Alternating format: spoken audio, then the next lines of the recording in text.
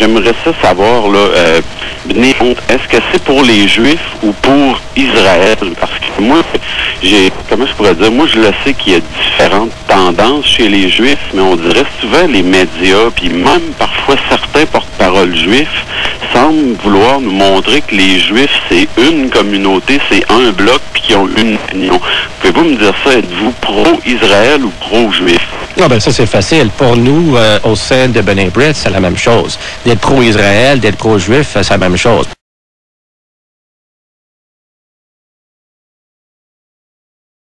Et Yaakov Rapkin, historien à l'Université de Montréal, auteur de l'essai « Au nom de la Torah, une histoire de l'opposition juive au sionisme ». Yaakov Rapkin, vous êtes pour la révision de la politique du Canada? Bon, avant de revoir la politique canadienne au Moyen-Orient, il faut en avoir une. Et je crois que ce qui est important, c'est de libérer le débat politique sur la politique au Moyen-Orient, des associations, des amalgames avec les Juifs, avec l'antisémitisme, avec le judaïsme. Il faut en parler comme de n'importe quel sujet politique et traiter l'État d'Israël comme tous les États du monde, sans aucune référence aux accusations possibles d'antisémitisme, d'avoir une sensibilité particulière. Monsieur Anthony, j'aimerais entendre M. Rapkin, parce que vous avez dit quelque chose de vraiment troublant et d'intéressant en préambule, que quand on parle de ces questions-là, évidemment, on marche sur des œufs, tout de suite la crainte de se faire accuser de sionisme, d'antisémitisme. Qu'est-ce que ça a à voir dans la position du Canada? Bon, il y a quelque chose de tout à fait aberrant dans ce que vous venez de dire. L'État juif, Israël, vous verrez, c'est référé comme l'État juif. Israël est autant juif que le Canada est anglo-saxon. Il y a autant de non-juifs en Israël qu'il y a de non-anglophones au Canada. Et ce n'est pas ici que je dois le prouver, surtout après le premier débat. Alors, pourtant, on insiste à parler de l'État juif. Même le Vatican, on n'appelle pas État catholique. Donc il y a un intérêt faire ces associations et amalgames que vous faites personnellement, parce que... Est-ce que vous me dites qu'il n'y a pas de majorité juive en Israël? Je n'ai pas dit cela, je crois que je m'exprime assez clairement en français. Je dis que Israël est aussi juif que le Canada est anglo-saxon. Vous avez bien entendu? Oui. Ok. Alors personne n'appelle le Canada anglo-saxon. En tout cas, ce serait... c'est encore drôle, là. C'est encore drôle, oui. Et on appelle le Québec francophone, alors qu'il y a probablement autant d'anglophones au Québec et de non-juifs. Oui. Donc, maintenant, je vais vous dire pourquoi c'est dangereux. Oui, allez-y. Qu'est-ce qui est dangereux? Excusez-moi, je n'ai pas suivi. Appeler Israël l'État juif. Ah, comme le Québec, c'est un État francophone, c'est dangereux, ça aussi? Francophone, hébraïophone, je n'ai aucun problème avec hébraïophone. Mais juif, c'est autre chose. Et vous n'avez qu'à lire des livres sur l'histoire juive pour comprendre que juif, pour certains, c'est une religion, pour d'autres, c'est un groupe ethnique. Et permettez-moi de dire pourquoi c'est dangereux, ici au Canada, d'utiliser ce terme. Parce que du moment où on parle de l'État juif, on veut dire que les Juifs du Canada sont d'une certaine façon associés à cet État. Ils sont responsables pour ce qui est et ce qu'il fait. Cet État leur appartient, les Juifs sont comme des étrangers en visite ici. Ça, ceci... Qui dit ça? Vous? Oui. C'est vous qui dites ça? C'est un problème. À part vous, qui dites ça? Qui dit ça? Il y a beaucoup. Écoutez, si vous parlez de l'État juif, qu'ils ont un autre État quelque part, il y a des gens qui commettent des actes de violence contre les Juifs, par ailleurs qui sont non-sionistes, même anti-sionistes, parce qu'ils sont les plus visibles. Excusez-moi, Arabie Saoudite, il y a le nom arabe dedans.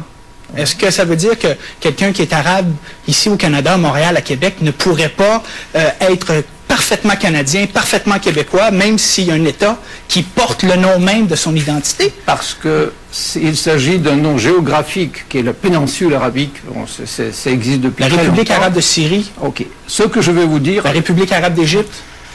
Deuxième point que je vais vous dire, parce que je crois qu'on n'arrive pas à se comprendre, c'est que du moment où on parle de l'État juif, on veut dire qu'on veut maintenir, on veut tout faire pour maintenir la majorité juive en Israël, et c'est précisément là la source de conflit. Parce que si on ne traite pas Israël comme un État normal, on va toujours dire « Ah, vous attaquez Israël parce que vous êtes antisémite. Vous utilisez deux poids, deux mesures parce que vous avez des sentiments anti-juifs. » Ça, on l'entend tout le temps, et c'est pour ça qu'au Canada, et par ailleurs dans beaucoup d'autres pays, le débat sur Israël est véritablement ligoté, étoffé, parce que les accusations d'antisémitisme volent librement dans ce débat. Jacob Ravkin. Bon, je ne suis pas prophète, tout est possible. Le Canada peut revenir à la politique de 30-40 ans. Le problème actuellement, c'est que le Canada a perdu énormément de respect et de poids dans la région. Et la raison pour laquelle ça se produit, et personne n'a mentionné ce mot tabou ici, c'est le lobby. Le lobby pro-israélien qui réunit à Ottawa toutes les élites politiques, tous les partis confondus, le plus impressionnant depuis leur entrée au Parlement. C'est ça, ce qui vante en fait le lobby lui-même. Vous croyez que c'est la raison principale? Écoutez, c'est un lobby qui est extrêmement bien financé et qui ne représente que soi-même, lui-même, parce qu'il n'est pas élu. Et vous avez la même situation aux États-Unis avec AIPAC. Et ce qui est le plus dommageable, à mon avis, ce n'est pas... À mon avis, le lobby est légitime. Tous les lobbies sont légitimes. Le lobby du lait, des œufs, c'est tout à fait légitime. Ce qui est pourtant curieux, qu'aucun autre pays des 200 membres des Nations Unies n'a un lobby aussi puissant. Ni la France, ni même, je dirais, les États-Unis. Est-ce qu'un autre pays dans le monde est aussi menacé qu'Israël? Est-ce qu'un autre pays dans le monde est aussi menaçant? Menaçant. Attendez, menaçant. Vous me permettez, et ce que je trouve est aussi très très grave, que ce lobby utilise, à mon avis, en vain, mais pour des raisons tout à fait manipulatrices, le mot judaïsme et juif. Je vous donne le nom de 2 organismes qui font partie de ce lobby. Institut canadien de recherche sur le judaïsme. Monoé, ils n'ont jamais écrit une ligne sur le judaïsme. Comité des affaires politiques canadiennes juives. Ça implique qu'ils représentent la communauté juive. Et ça, c'est faux parce que la communauté juive, comme la société en général, est très hétérogène. Il y a toutes sortes d'opinions.